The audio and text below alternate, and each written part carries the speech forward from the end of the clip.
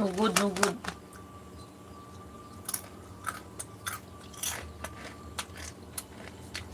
Mark Joseph Monggoya. Ay, natagay na ta. Tapos na ako nagluto. Tapos na, kanina pa naman yun eh. Kanina pa naman yung tanghali. Paluto na nga ulit ng hapunan. Kanina, tagay na tadong din. Mark Joseph. Kumusta diha sa Davao? May ulan? Hindi rin maulan. Tagom. Tommy. Gimingaw ko kay Tommy. May Tommy. Kumusta na ka ngayon si May Tommy, no? Kumusta na ka ngayon si May Tommy? Si Angie. Kumusta na kaya si Angie?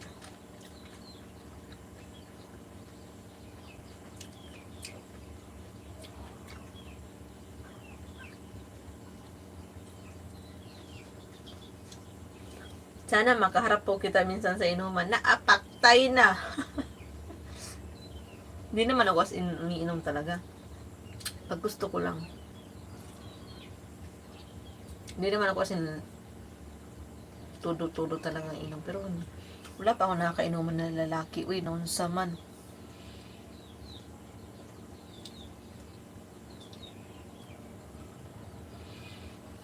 Siguro kung maging jowa kita, o pwede.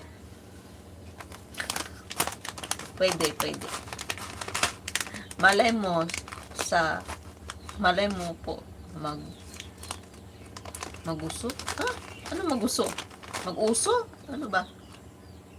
Bagura ni undang ang ulan diri, ma'am. Diri po, bagura ni undang ulan diri. Ayun. Napok, may na lang po nakapamalingkin ako kaninang buntag.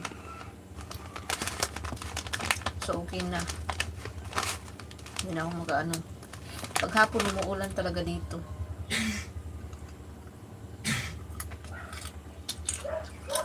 Routine na yan paghapon hanggang gabi.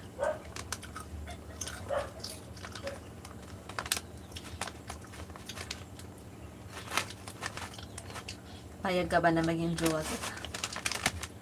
Papayag ako pero hindi ko lang alam kung payag yung mga kapitbahay ko. Natanungin ko muna yung mga kapitbahay ko kung payag ba sila na may jowa ako. Baka sila yung magalit eh. Jowa-jowa ka naman. Jowa-jowa naman ka, ma'am. Magpaalam muna tayo sa kapitbahay ko dito kung payag ba sila. Baka hindi sila papayag ba. Di ba dong, Mark? Alam mo na, kapitbahay muna yung mauna syempre.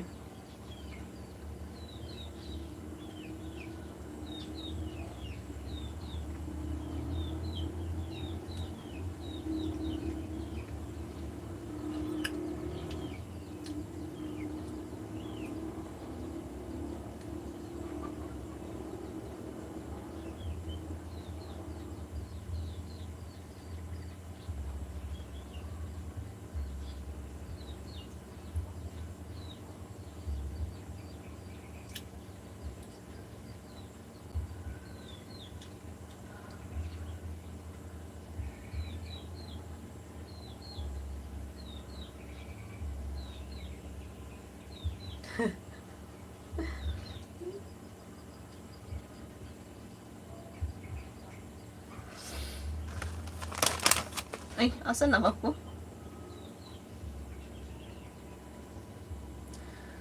Pananghid sa ko, ma'am. Unsa man dong, Mark? Payag ka ba? Mga kapitbahay. Kapitla na. Alam mo yon, di ba? Pag kapitbahay, dapat sila yung mauna.